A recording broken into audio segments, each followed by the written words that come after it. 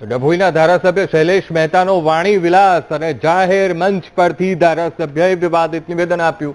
શૈલેષ મહેતાએ કહ્યું કે ભાજપમાં જોડાઓ તો જ ગ્રાન્ટ મળે, તાલુકા જિલ્લા પંચાયતના સભ્યો ભાજપમાં જોડાઓ તો જ ગ્રાન્ટ મળે, આ પ્રકારનો તેમણે વાણી વિલાસ કર્યો છે। કહ્યું કે હું ધારાસભ્ય બન્યો પછી નગરપાલિકા, તાલુકા પંચાયત, જિલ્લા પંચાયતની બેઠકો વધી છે। ડભોઈમાં સ્નેહમિલન કાર્યક્રમ હતો અને કાર્યક્રમમાં ધારાસભ્યના બોલ આ બગડ્યા છે। ભાજપના જ કાર્યકરે વિડીયો વાયરલ કર્યાની ચર્ચાએ જોર પકડ્યું છે।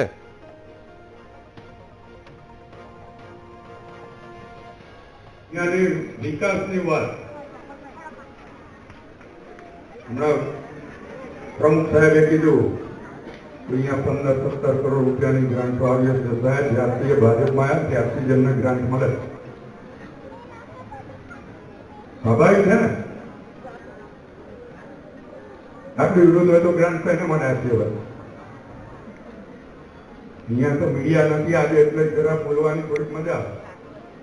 તો મીડિયા હું ઉભો થઉં છું એટલે જો આ ચાલુ રહે કે ભાઈ બંધ કરશે ને આપણે તારીફ કરવાની કોઈ જરૂર નથી।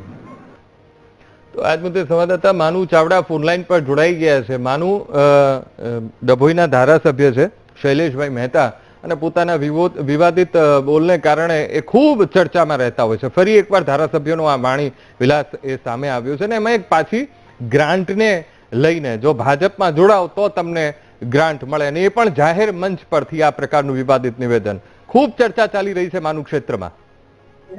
અંકુર, ખરેખર જે સ્થિતિ ચાલી રહી છે આ અત્યારે વિડીયોમાં કેપ્ચર થઈ છે। ભાજપના જ કોઈક કાર્યકર્તાએ આ વિડીયો વાયરલ કર્યો છે।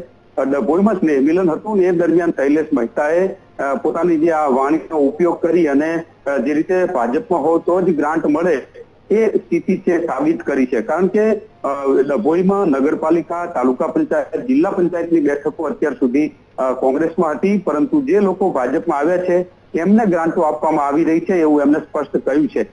મીડિયાની હાજરી નથી એટલે આ બોલી શકું એવું કહીને પણ બોલ્યા છે। આ વિડીયો છે કોઈ ભાજપના કાર્યકર્તાએ જ વાયરલ કર્યો છે। અત્યારે હાલ તો આ વિડીયો વાયરલ થતા જ મોટો વિવાદ ઉભો થયો છે, કારણ કે પાર્ટીમાં પણ ચૂંટાયેલા હોય એવા લોકોને ગ્રાન્ટ પાર્ટીમાંથી ચૂંટાયેલા હોય એમને જ ગ્રાન્ટ મળે, જો કોંગ્રેસમાંથી કે અન્ય પાર્ટીમાંથી ચૂંટાવ તો ગ્રાન્ટ ન મળે એવી સ્થિતિ અત્યારે રાજ્યમાં ચાલી રહી છે અને આ વિડીયો ઉપરથી સ્પષ્ટ થઈ રહ્યું છે।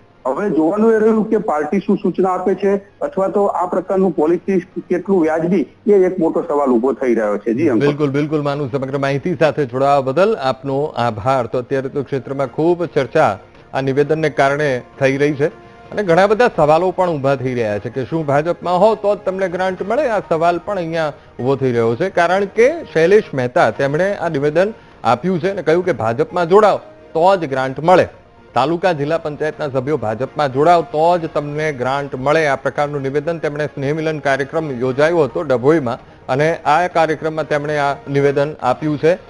તો ડભોઈમાં સ્નેહમિલન કાર્યક્રમ અને જેમાં ધારાસભ્યના બોલ બગડ્યા છે, વિવાદિત નિવેદન આપી બેઠા છે અને ભાજપના જ કોઈ કાર્યકરે આ વિડીયો સોશિયલ મીડિયા ઉપર વાયરલ કર્યો છે। તો ડભોઈના ધારાસભ્ય શૈલેષ મહેતાનો આ વાણી વિલાસ ફરી એકવાર તેમના વિવાદિત બોલ સામે આવ્યા। કહ્યું જાહેર મંચ પરથી સ્નેહ મિલન કાર્યક્રમ અને એ કાર્યક્રમના મંચ પરથી તેમણે આ વિવાદિત નિવેદન આપ્યું।